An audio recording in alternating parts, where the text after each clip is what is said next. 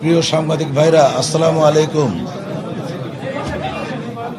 আমার নাম হাফেজ হাজি মোহাম্মদ এনায়েতুল্লাহ। ঢাকা ৭ আসনে আমি সংসদ পদপ্রার্থী ছিলাম। ভোট গণনায় অনিয়ম ও জালিয়াতির অভিযোগে ফলাফল ঘোষণা স্থগিত ও ব্যালট পুনর্গণনার দাবিতে আজ এই সাংবাদিক সম্মেলন করতে যাচ্ছি। ভোট গণনায় প্রধান অনিয়ম ও জালিয়াতি সমূহ: ধানের শীষের অনেকগুলো বান্ডিলে ১০০টি ব্যালট পেপার না দিয়েও গণনায় ১০০টি হিসাবে দেখানো হয়েছে। ২ নম্বর, দাঁড়িপাল্লার পোলিং এজেন্টদের ভয় ভীতি দেখিয়ে কক্ষ থেকে বের করে দিয়ে তারপর রেজাল্ট শিট তৈরি করা হয়েছে।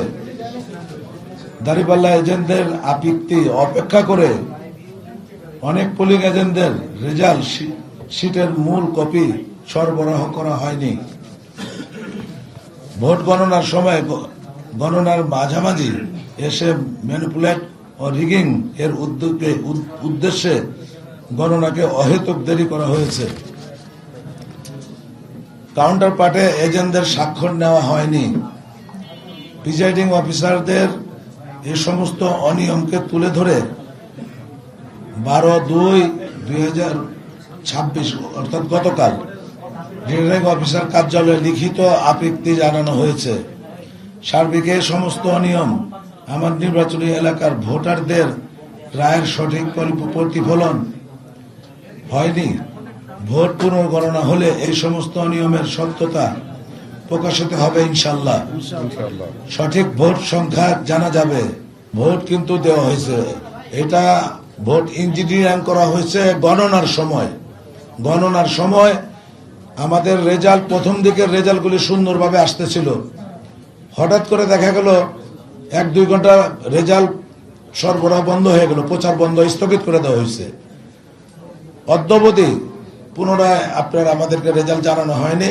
আজকে হঠাৎ করে দেখলাম আমরা যে আপনার ওই রেজাল্ট শিট তৈরি করে ওনারা ওই আমাদের বিপক্ষ পার্টিকে বিজয় ঘোষণা করে দিচ্ছেন।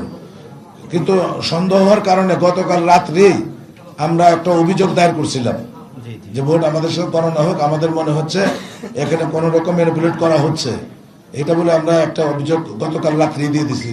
48 ঘন্টার মধ্যে করা যায়, 48 ঘন্টার ভিতরে করা যায়, আমরা রাত্রেই দিয়ে দিচ্ছি। 48 ঘন্টা লাগেও নেই, 6 ঘন্টার ভিতরে দিয়ে দিচ্ছি।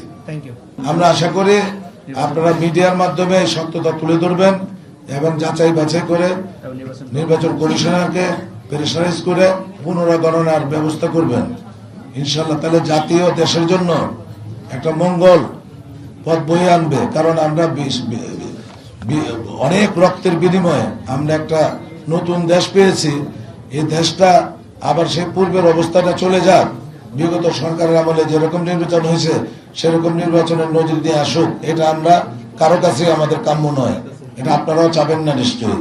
যদি বিচার না পাই আমি হাইকোর্টে যাব। এটা গণনা হলেও সঠিকটা বোঝা যাবে। তবে আমার মনে হয় ব্যাপক কারচুপি হয়েছে, ব্যাপক। কারণ আমাদের পোলিং এজেন্টদেরকেই থাকতে দেয়নি, এটা তো বিশাল একটা অনিয়ম। আর আমাদের সিটের মধ্যে পোলিং এজেন্টদের স্বাক্ষর নাই, স্বাক্ষরযুক্ত কোনো সিট আমরা পাইনি, 2-4টা বাদ দিলে।